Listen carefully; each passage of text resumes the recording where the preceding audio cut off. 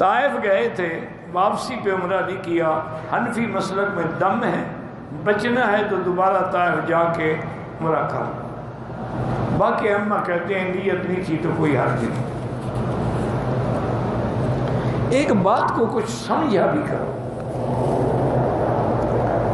باقی ائمہ مثلاً کہتے ہیں بھی اگر اس کی طائف سے نیت عمرے یا حج کی نہیں تھی، احرام نہیں باندھا تو کوئی دم نہیں، لیکن امام حنیفہ فرماتے ہیں کہ میقات سے ہر حال میں احرام باندھا۔ اچھا اب باقی ائمہ اگر آپ احرام باندھ کے عمرہ کر لیں گے تو باقی ائمہ منع کرتے ہیں، کہتے ہیں نہ کریں۔ ایک دوسری بات سب سے بڑی یہ ہے کہ امام صاحب فرماتے ہیں کہ سرکار دو عالم نے صلی اللہ علیہ وسلم نے کبھی بھی میقات سے بغیر احرام کے نہیں گزرے۔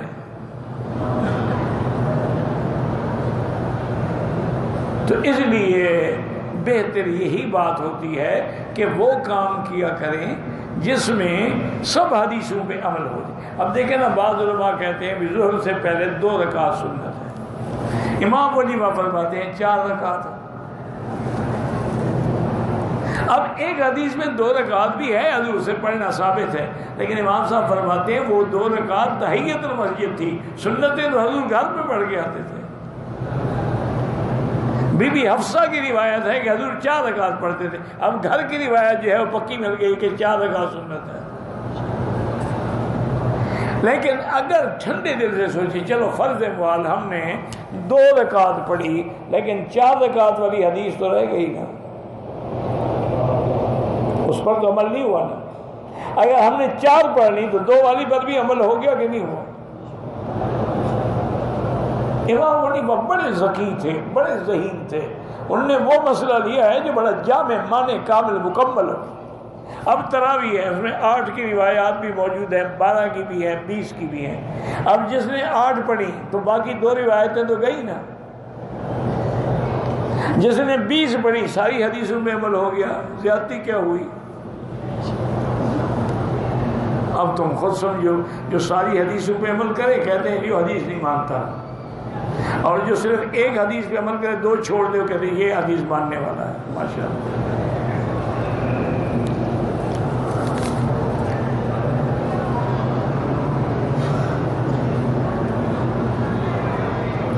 اگر امام حضور کو صلی اللہ علیہ وسلم اپنے اعتقاد میں حاضر ناظر مانتا ہو تو وہ کافر ہے، اس کے پیچھے نماز جائز ہی نہیں۔ مقتدی کا کیا مطلب؟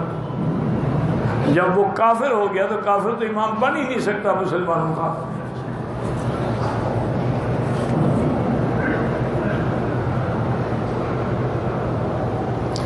میں نے اپنی بیوی کے بھائی سے بیٹی گود لی ہے لیکن اس کے ولدیت اسی کے باپ کی رہے گی، تو ہم اپنی ولدیت نہیں دے سکتے۔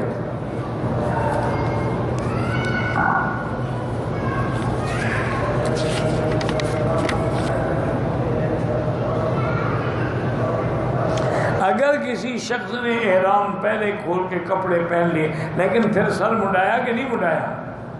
اگر تھوڑی دیر 1 گھنٹہ 2 گھنٹے پہن لیے پھر سر مڈا لیے، کوئی دم نہیں۔ اگر کوئی شخص اپنی زندگی میں اپنی جائیداد اپنی مرضی سے اپنی اولاد میں سے کسی کو دے، بالکل حرام ہے، دے تو سب کو برابر دے۔ یہ نہیں کہہ سکتا کہ کسی ایک کو زیادہ دے دے اور باقی کو نہ دے، یا لڑکوں کو دے دے اور لڑکیوں کو نہ دے، تو اپنی جائیداد کی وجہ سے ہی جہنم میں جائے گا۔ یہ اللہ نے حق بنایا ہے، تم کون ہو تقسیم کرنے والے؟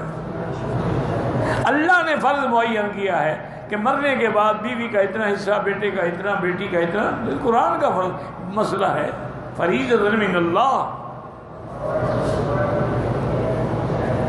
دے دی ہو دوسری اولاد پہلے والی جائیداد نے دی ہے، اس کی مطالبہ کر سکتے ہیں، بالکل کر سکتے ہیں، ہمارے باپ نے غلط کیا۔ یہ تو ایک حدیث مبارک میں ہے باقاعدہ کہ ایک شخص آیا، وہ بھی صحابی، حضور کے پاس جو مومن آئے گا وہ صحابی ہوگا۔ انہوں نے کہا حضور میرا ایک بیٹا بڑا فرما بردار ہے، میں اپنا ایک باغ اس کو دینا چاہتا ہوں۔ آپ اس میں گواہ، آپ نے فرمایا دیکھو تمہارے جتنے بیٹے ہیں سب کو اتنا باغ دے رہے ہو؟ انہوں نے نہیں حضرت باقی کی طرف نہیں دے رہا. اور اللہ لا اشهد علی جور، یہ ظلم ہے اور ظلم پہ اللہ کا نبی گواہ نہیں بن سکتا. دینا ہے تو سب کو برابر دو ورنہ بھاگ جاؤ. آج کل تو حضرت ہم بس دعا کریں اللہ ہمارے ہاتھ پڑے. آج کل آدمی دوسری شادی کرتا ہے، وہ چونکہ جوان بھی ہوتی ہے، پیار بھی ہوتا ہے، محبت، پہلی بیوی سب کچھ ختم، اس کے حقوق بھی ختم، اس کے جائیداد بھی ختم، اس کا گھر مکان بھی، وہ سب دوسری بیوی لے جائے. اسی طرح اولاد میں کوئی ایک اچھا ہے اس کو دے دیں گے، باقی مارو. لڑکوں کو دے دیں گے، لڑکیاں اور جی ہم نے ان کی شادی کی تھی. شادی کرنا الگ بات ہے، وراثت الگ بات ہے. تم نے اپنے باپ کی کیوں وراثت لی ہے؟ اس نے بھی تو تمہاری شادی کی تھی. بس بہانے ہیں جھوٹے. یعنی نعوذ باللہ اپنی بیٹیاں بیوی کی وجہ سے جہنم میں جائے گا. اسی لیے آتا ہے ہلاک الرجل علی ید اہلہ، آدمی اپنے اہل کی وجہ سے ہلاک ہو کے جہنم میں جائے گا. ہلاک الرجل علی ید اولادہ، اولاد کی وجہ سے جہنم میں جائے گا. ہلاک الرجل علی ید صدیقہ، اپنے دوستوں کی وجہ سے جہنم میں جائے گا.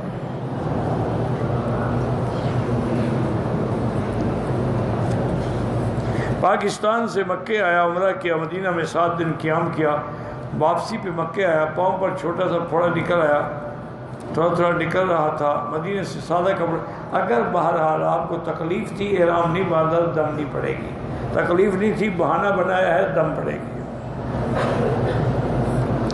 میری بیٹی کی شادی کو بھی پتہ نہیں کتنا 2 سال ہو گئے ہیں. یہ اچھے جو بھی اولاد پیدا ہوتی ہے تقریباً 6 ماہ بعد فوت ہو جاتے ہیں. اس طرح تقریباً اتنے بچے ضائع ہو چکے ہیں.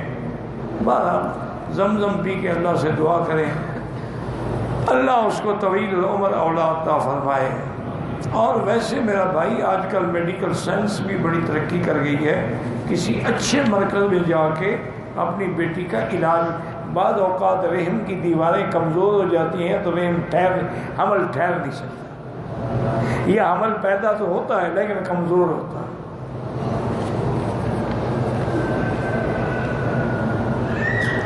عمرے کے لیے عورت آئی، طواف کیا، ہوٹل چلی گئی. بعد میں دوسری عورتوں کے کہنے پر دوبارہ عمرے کی نیت سے آئی، طواف صفا کر لیا، ٹھیک ہو گیا، کوئی دم نہیں. زندوں کے لیے طواف نہیں ہوتا ہے، ان کے لیے دعا کرو. میری بہو کی پھوپھی فوت ہو گئی ہے، پھوپھے سے پردہ کرے گی. پھوپھا مجھے